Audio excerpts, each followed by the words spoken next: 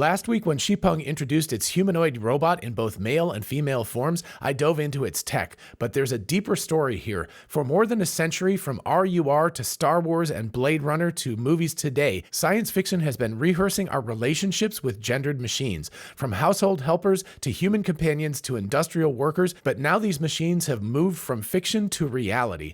From household helpers to human companions to industrial workers, we'll explore the cascading consequences, first, second, and third order, of building robots that look like him or her, including the sobering possibility that gendered robots could one day undermine human civilization itself. Let's take a look. Before we start, a quick shout out to my channel sponsor Joa. They make the best accessories for your Tesla and other EVs and have amazing warranties and customer service too. I use their accessories daily. Check the link in the description and get 5% off a fan-cooled phone charger, a portable tire inflator, a fold-out lap table, and so much more. Oh, and they make perfect gifts for your EV-loving friends too. So check out the link to get 5% off, and now let's get back to it. Hey y'all, it's Dr. Know-It-All. So today I want to build on this video that Dr. Scott Walter and I put out last week. It's about 6 days ago as I record this. Anyway, this was on Xpeng or Xpeng. Sorry, I'm going to mispronounce that however I try it. We actually talked about that in the previous video. If you want to watch that video, I'll leave it up here and also at the end of the video so you can check it out. You don't have to watch them in either order. But we talked about these iron robots. They're amazing, the capabilities that they have.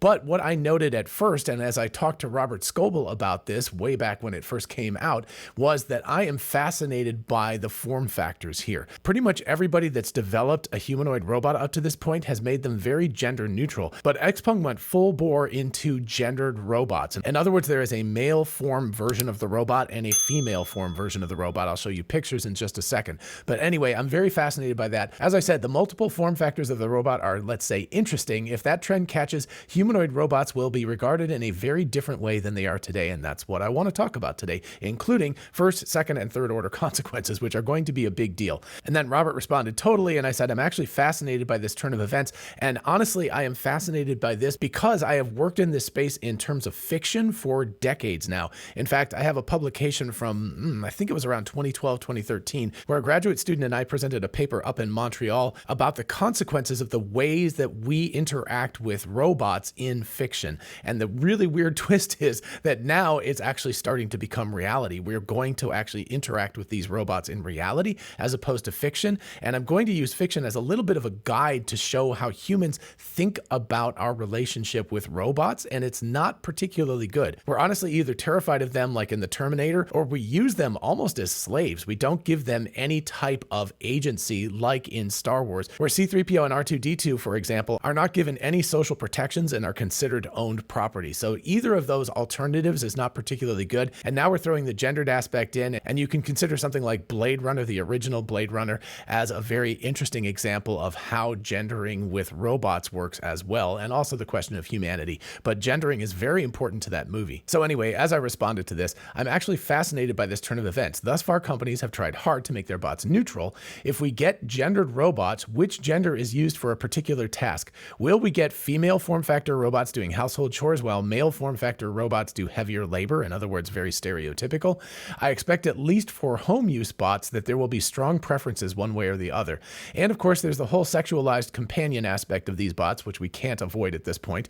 That has been thrown around in fiction for decades, but could very much be part of reality soon. Combine a female form factor bot with an LLM companion, and you've got a serious competition for humans. Lots to think about here, so that's what I wanted to do this video on. So with that, let's take a look at these bots. Now, unfortunately, in this image, you can't really see the scale, but there are other images that show the male robot is also taller than the female robot. So you can see there's 2 of the female robots and 2 of the male. Notice, of course, for the female robot, you've got the breast, and of course, more of a hippier sort of look, and for the male robot, broader shoulders, and so therefore much more of a kind of masculine look. But in addition to that, the walk is quite different, and you can see that from this image here, which is why I like this image.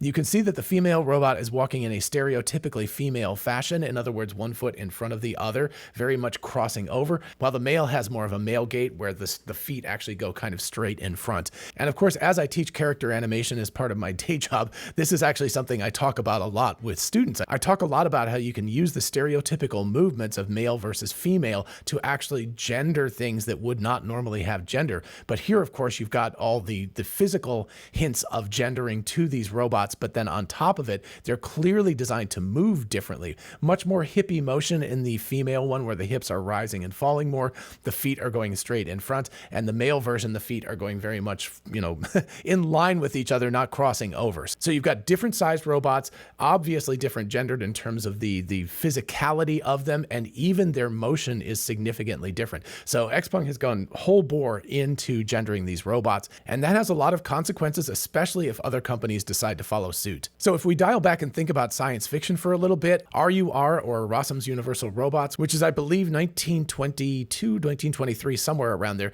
it coined the term robot, and robot actually means kind of servant or slave. So the actual word robot actually has the origins in the sense of them being less than human. And certainly they were depicted as manufactured servants, and also certainly they took over and destroyed all of humanity. So RUR did not go well for humans. Even in the first instance, robots revolted and took over the world. And of course, in the 50s, you've got things like Robbie the Robot and stuff, which are very, very different. And then of course, we've got Fritz Lang's Metropolis at the same time with Maria the Robot. And she is, of course, very gendered. She is a female that is turned into a robot. I'm not exactly sure how. Just sort of magically happens. Very, very cool in the movie, but it's unclear exactly how she becomes a robot. But anyway, that is recapitulated about 50 years later in Star Wars, where C-3PO, of course, is very much that Art Deco look, but a male version of the robot instead of a female version, quite clearly. And again, like I said, these robots in the Star Wars universe are not treated particularly well. They are very much chattel, things to be owned and used and not to be given any rights, which says something about humanity, certainly. So at any rate, these stories prime us to view robots as helpers and companions and servants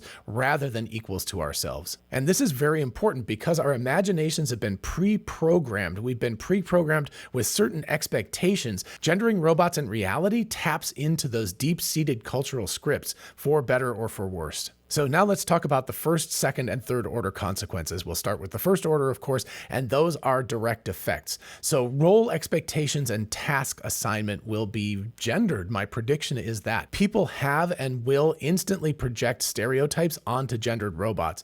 Female-coded bots will be expected to care, clean, and nurture. And again, this is all using stereotypes. I know we're all much more evolved than that, but honestly, I'm not positive that we as a society are all evolved that far. So I think we'll see these gender stereotypes being recapitulated in this coming real world of gendered robots. And so the female bots, again, like I said, care, clean, nurture, and again, probably sexualized as well. We'll get to that in just a minute. While male-coded robots will be expected to lift, protect, do heavy labor, and fix things. Even though there really shouldn't be any difference between the bots, I'm predicting that we will see bots slot into society in highly stereotypical ways if they are gendered from the outset. And the reason why Xpeng probably has a point with all of this is because matching a bot's gender to a task and making it look more human is likely to increase user acceptance and compliance. So they're thinking very, very cleverly about this. For example, the droids of Star Wars felt trustworthy because they fit familiar archetypes, like a deferential butler. That's basically what C-3PO is. He's a comic relief deferential butler. You can also get the plucky mechanic, which is R2-D2, even though that's not particularly gendered. But you can see how these robots start to fall into archetypes, and that makes people more comfortable with them. So the odds are what we're seeing here is that Xpeng designers are leveraging similar cues in service robots today. So one interesting aspect of this, and I really, really noticed it when I noticed that the male robots were bigger than the female in the Xpeng Iron robots,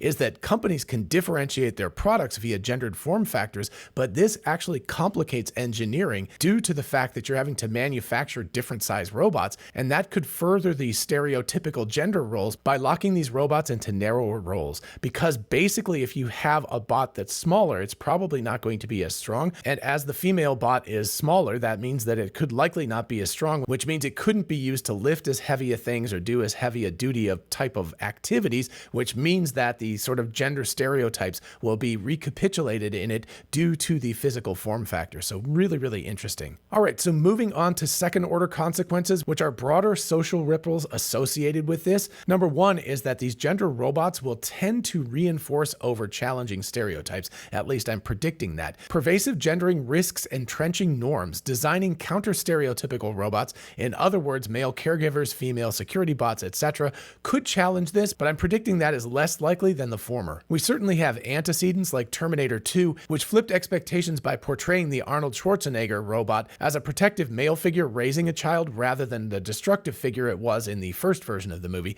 and that hints that robots can subvert roles, but again, my prediction is that that is less likely than reinforcing those roles. Second, of course, is let's follow the money. We have to think about consumer influence and persuasion and how to sell these bots, especially to consumers. So businesses might exploit gender cues to influence purchasing using male or female presenting robots to upsell or comfort customers and get them to purchase the robot. And then, of course, we get to companion robots, emotional attachment, etc. Science fiction has long explored human-robot intimacy. Deckard and Rachel's relationship in Blade Runner, of course, or the romance with an AI in Her, though, of course, she was not a physicalized robot. But anyway, these illustrate how easily humans can form attachments to artificial beings, and we're already starting to see that happen with humans and large language models, which are disembodied, but people are becoming very much enamored of companion robots that are very much gendered and even sexualized in the abstract world, and now we're seeing this moving into the real world, the physical world. So of course, if we see this in the abstract world already, my prediction is that real gendered robots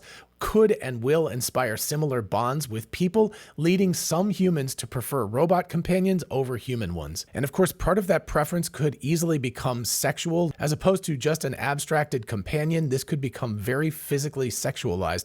And of course, that has been predicted in fiction as well over the years. But if that takes place, that could have dire consequences on birth rates and also just human companionship. And we've also seen this as recently as last year in a movie that my son Josh worked on called Companion, where we have a highly sexualized robot that doesn't even understand that she is a robot. She thinks she's in love with the human that owns her, and things go very south in the movie. I highly recommend it if you haven't seen it. But anyway, the whole conceit of this comes from the fact that robots are chattel. Again, they're just something that humans own, and also that they are highly gendered and also highly sexualized. The whole point is that humans have an easier relationship with these robots than they do with humans, and that could have dire consequences. Like I said, this could be civilization ending if people find it easier to deal with robots and large language models and AI than they do with other human beings. And then, of course, to finish up second order consequences is the labor market. Automating domestic work with, quote, female robots and more physical heavy labor with, quote, male robots could reinforce gender divisions of labor, echoing the servant roles assigned to robots in early literature. And then finally, let's turn to third order consequences or long-term systemic effects.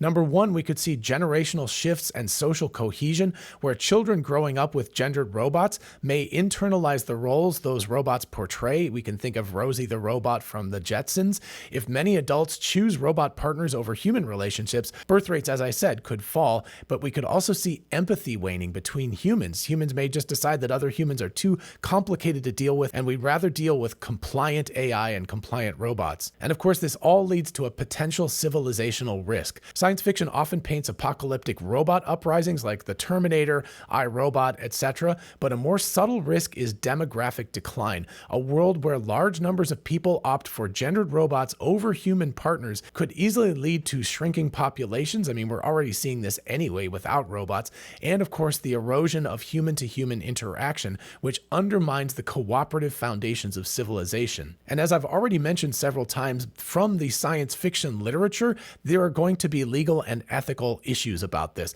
because as robots become companions and potential partners, there are going to be calls for regulation around bias, consent of the robots, right? Treating them as agents instead of just things that are owned. And of course, the ethics of even owning a robot like this, and even more so the question of intimacy with machines. For example, will people actually request to get officially married to a robot? Is that something that people will do? That's going to require a lot of changes to society and the way we think about things, because we'll have to consider these these robots to be at some level equivalent to humans in that case, and not just machinery, in order for them to have the agency to get married. So there will be lots of ethical and legal questions that will surround robots in general, and especially if they're gendered. And finally, we get to accountability of the industry that is manufacturing these robots, like Xpeng, like Tesla, etc.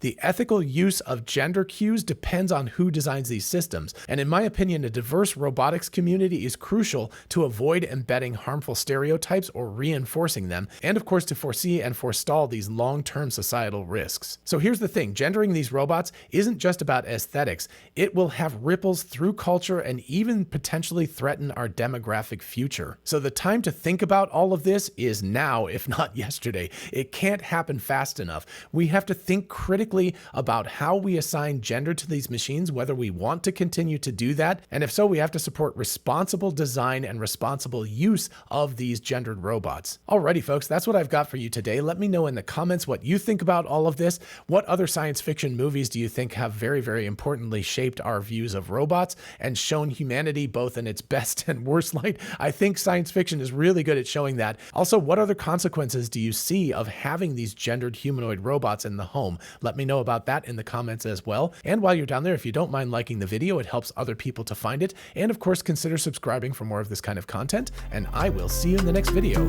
Bye-bye.